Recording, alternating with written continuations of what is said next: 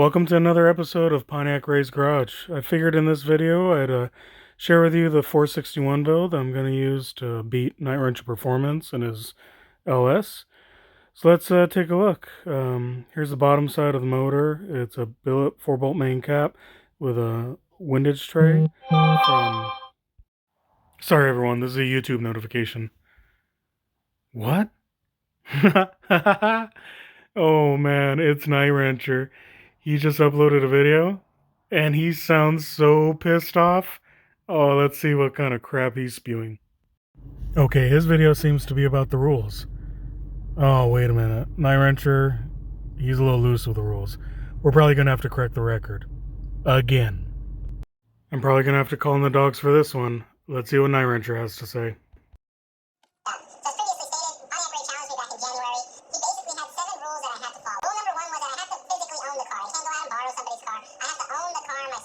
Man, I think that's a fair rule. He has to own the car. Sounds like he caught a cold. Hope he gets well soon.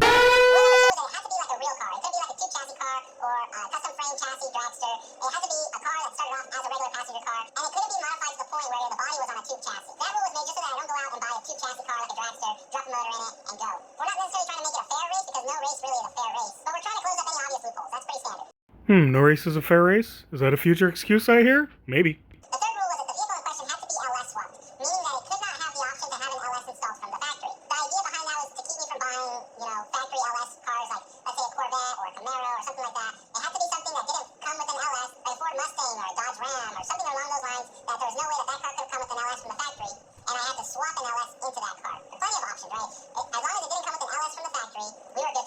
Oh, come on, buddy. This rule is only in place because he said LS swaps are easy. Man, even you could do them, right? The fourth rule was that it had to be a completely functioning car, which means that you should be able to drive it on the street. It should have turn signals, it should have headlights, it should have brake lights. Actually, buddy, you weren't listening to the rules we set up. We only need headlights and taillights, and that's if we go night racing. You can show up with a gutted car, which, it's your specialty, actually.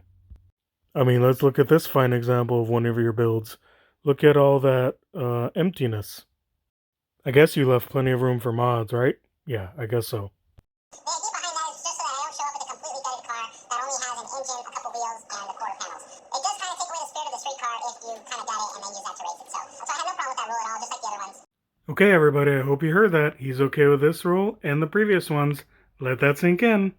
The following rule basically said that I had to build the car myself, which means that I couldn't buy a shell and then pay a shop to put an engine for me, or I couldn't buy a car that already had the LS swap in it. I had to take a car and then LS swap and put the work in myself, which does make sense. This is kind of a battle of the builders scenario, so it wouldn't make sense to have a shop or have somebody else build a car for you to race for you, right? So you wanted me to build my own car? I'm going to build my own car. Like I stated before, I'm a builder, not really a racer, so that's right up my alley. Nightwrencher, I know you're watching this. This was never a battle of the builders. This was you making fun of my already built cars, saying that anybody with an LS could go faster, including you. This is about you standing on your own 2 feet, your mouth wrote a check, and my Firebirds are going to cash that check at the drag strip. So go grab your Monopoly money and get ready to pay up, buddy. The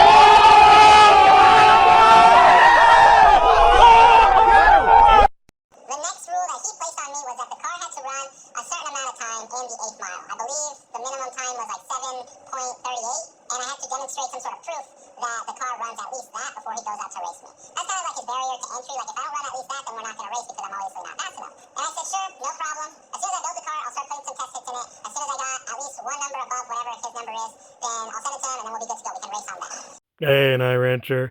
I'm so glad you brought this subject up and this rule about the barrier to entry. We'll talk about that in a bit. And the last rule that we had, or at least the last rule that I thought we needed.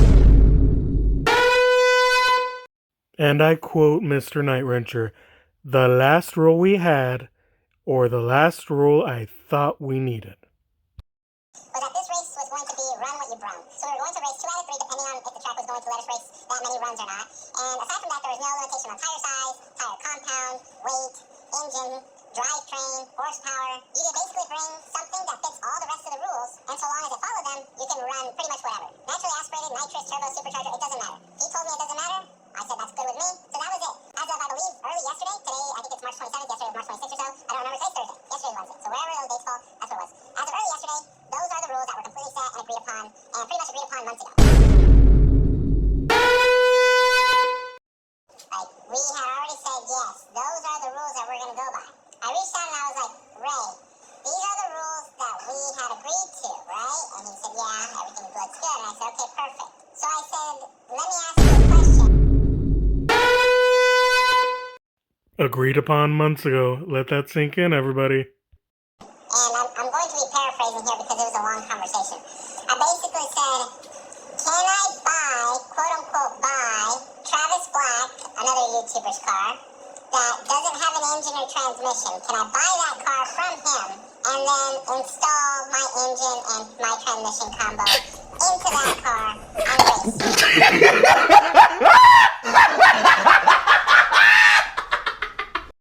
race? Please tell me, audience, be honest. Do you see what Nightwrencher is trying to do? Change the rules after they've been agreed to for months and months, and he even admits to it in his own video? Oh my gosh. The thing that's extra insulting for me is that Nightwrencher mentions borrowing Travis Black's Firebird. Literally meat riding that car this whole time. And this is what started the whole thing. I said, dude, instead of meat riding someone else's build, why don't you build something and beat me with it? It's easy, right? This dude, Nightwrencher, was crying so much about having to race my race car because someone else built it that I just decided to let him race my street car, my 67 Black Firebird, because I built that sucker. Funny thing is that black car's been faster than my race car, so he's in trouble. Here's the last bit of nonsense from Nightwrencher's video, and then we'll discuss it. Now, and I'm going to add one more thing. I'm going to be at LS Fest in about a month or so, which means that from this point forward, I need to start working on an LS swapped vehicle. Regardless of what Ray does, I have to have an LS swapped vehicle in about a month or so. Okay, so you're working on LS. This sounds promising. So, reason being is that I have responsibilities that I have to take care of because of sponsorships that I currently have going on right now. Okay, what does this have to do with me? Let's find out. Basically, I signed several contracts that said I was going to be at certain events at a certain time, and I have to continue with those obligations in order to be sponsored for the following year. So regardless of what happens with Pontiac Ray, I'm going to have an LS swapped vehicle in about a month or so. Keep in mind, I'm going to be building an LS swapped vehicle pretty much from scratch. I already have the car in question. It does not have an LS engine. It has other powertrain already pre-installed in that car, and it runs and it drives and it does what it needs to do. So I've got to rip all that stuff out. Wait. I just woke up. Did he say he was building a car from scratch, but he has a running and driving car, and he has to just throw an LS in it? That's not from scratch, buddy.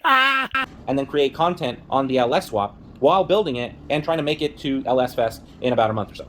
Creating content and drama is what you do, buddy. So if I can do that in about a month, Pontiac Ray can install a Pontiac engine into his Pontiac powered car so he can race me. So that's what we're going to do. Pontiac Ray has 2 months to install his Pontiac engine into his Pontiac powered car. He's not even doing a swap. Grab his engine, put it in his car that he already has, and in 2 months we're going to race. What Nightwrencher's failing to tell the audience is that I've been waiting on engine parts to build my 461. It's been several months, and yeah, it's an issue. How can I race something that I don't have parts for? Come on, Nightwrencher, you can do better than that. And a 2-month deadline? Oh, you're so mean to me. Because after I finish the LS events, the LS is coming right back out of that car. Why would the LS be coming out of the car? Is it maybe to dodge a race if I don't show up? And we're going right back to what we were doing before. Which was what, Nightwrencher? Sitting in your yard collecting dust and rust? So it's either in 2 months or we're not doing it. Well, now I'm not doing it. I will dodge Pontiac Ray forever. Dude, Nightwrencher, you're not making yourself look good, man. You're literally gonna dodge a race if I'm not ready in 2 months? And you already cried so much about the race car that you're having to race my street car? Dude, you're looking horrible. Okay, I promise. Here's the last of Nightwrencher's mess of a video. If Pontiac Ray can't simply reinstall a Pontiac engine into a Pontiac powered car, but I can LS swap a non-LS vehicle in the same amount of time, that says more about him than it says about me. So Pontiac Ray, I know you're listening. You got 2 months. And this is where I think some nitroglycerin is needed. Oh man, someone better check your blood pressure, bro. It doesn't matter what kind of lies you spiel. Every time you tell a lie, I'm always going to put the context of that lie in the comments of the following video. So keep digging yourself a deeper grave. So the only thing you're doing by lying, by clipping out 5 seconds of a video, is making yourself look bad when people realize that you lied. Dude, you've been calling me a liar and have literally furnished zero evidence. And some people that know both of us pretty much said my video captured you perfectly. You're no different from CNN, you're no different from ABC, you're no different from Fox News. So keep doing what you're doing, pal, because you're doing a great job. I'll see you in 2 months. Boy, that was really intense. I bet you he thought he did good on that video, but judging by the views, nope. So Nightwrencher thinks we're gonna see each other in 2 months. Well, there's a bit of a wrench in his plans for that. Let me explain. Actually, let's just let Nightwrencher explain it. He's really good at talking. Nightwrencher, can you give us rule number 6, please? I think we need to elaborate on it. The next rule that he placed on me was that the car had to run a certain amount of time in the 8th mile. I believe the minimum time was like 7.38, and I had to demonstrate some sort of proof that the car runs at least that before he goes out to race me. That's kind of like his barrier to entry. Like, if I don't run at least that, then we're not going to race because I'm obviously not fast enough. And I said, sure, no problem. As soon as I build the car, I'll start putting some test hits in it. As soon as I got at least one number above whatever his number is, then I'll send it to him, and then we'll be good to go. We can race on that. Got him! Got him! Hey, Nightwrencher, you're gonna help me out with this one. Look at the screen. 739, 94 miles an hour. You haven't been faster than that. What does that mean? Let me tell you. That means, good buddy, that your LS that you're building right now and going to LS Fest with better run that number or faster before we race. Because if it doesn't, it means you haven't qualified for the race, which is rule number 6. So this 2-month time limit thing is a bunch of hippy-dippy baloney. On screen right now is a time slip, an ideal time slip calculator. This is what you should run and what you should show me before we even line up to race. If you can't muster these numbers while at LS Fest, guess what, buddy? We're not going to race. Just kidding. I'm not a fake sponsored YouTube diva that's scared like you. You already cried about the race car, so I gave you the street car. Then you got me with this crappy 2-month time limit. Well, guess what, buddy? The joke's on you. If you don't run these numbers by LS Fest, your 2-month time limit for me is null and void. Per the rules, we never agreed to a time limit, so you can take that time limit and shove it where the sun don't shine. It was never part of any rules we agreed to, and I really don't care about sponsorship deals. They don't affect me. I, on the other hand, have no time limit for you. If you don't get that time by LS Fest, I don't care. You can get it a month later, 6 months later, a year later. It doesn't matter to me. I still want a piece of Nightwrencher LS. That is a fact. Just get out of here with that garbage and let's race anytime, anywhere when we're both ready.